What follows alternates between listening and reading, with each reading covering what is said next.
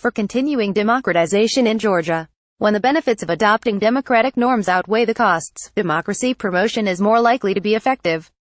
The changing behaviors of civil society and pro-democracy opposition parties illustrate this point clearly. As civil society increasingly strives to hold governments accountable via exposés, political parties become less inclined to engage in electoral fraud. These transformations are more likely to occur when involved stakeholders have been socialized to the norms of open and democratic governance.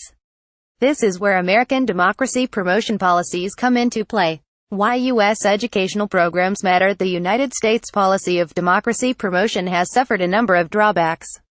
Critics argue that it is both a one-size-fits-all approach that ignores regional particularities and that it is inconsistently enforced across the globe.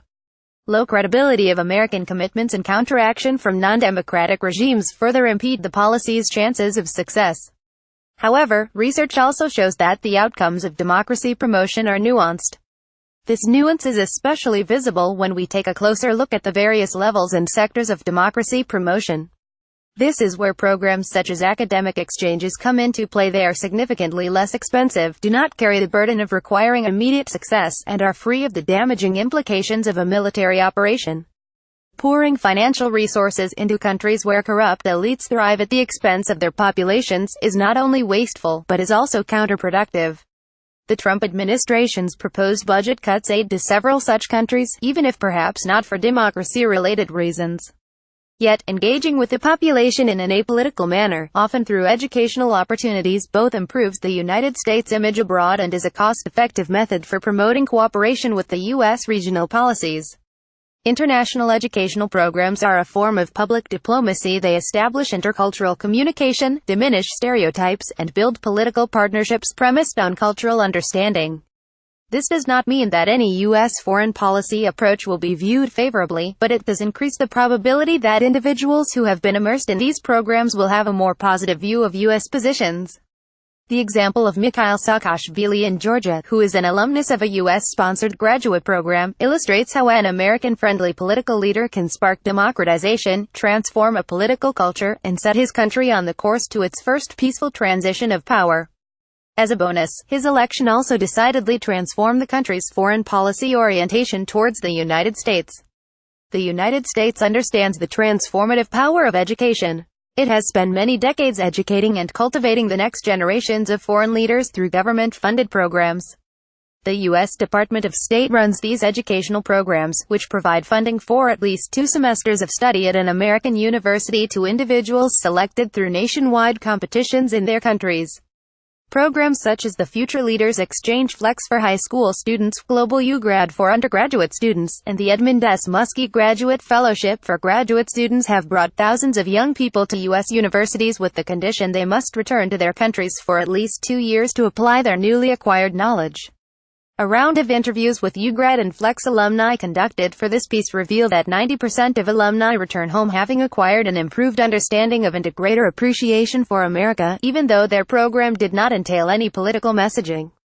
Of course, the real impact of these programs on domestic politics and on relations with the United States is yet to be thoroughly researched and documented.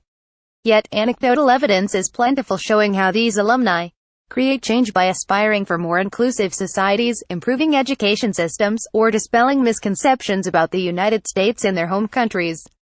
Recent studies show that leaders educated at Western universities are more likely to democratize than other leaders. When societal and political elites have already been socialized to the advantages of open and democratic governance, the implementation of democracy promotion projects is likely to have higher chances of success. The most telling illustration of the effect of these programs is the reaction of illiberal regimes. In 2012, Russia passed a foreign agent law that effectively expelled USAID and the American Councils, a U.S. education NGO that administers the Flex program. Simultaneously, Russia reinvigorated its own youth-related initiatives. Belief in the formative nature of education dates all the way back to Plato, who argued that education molds the soul. Research shows that Western education both socializes leaders to embrace democratic governance and creates transnational linkages that alter the strategic understanding of democratization.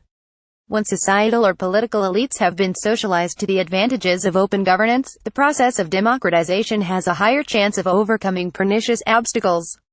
People who have participated in Western-sponsored educational programs often make the difference in democratic transitions. This is an area where the U.S. can make a meaningful impact with minimal costs.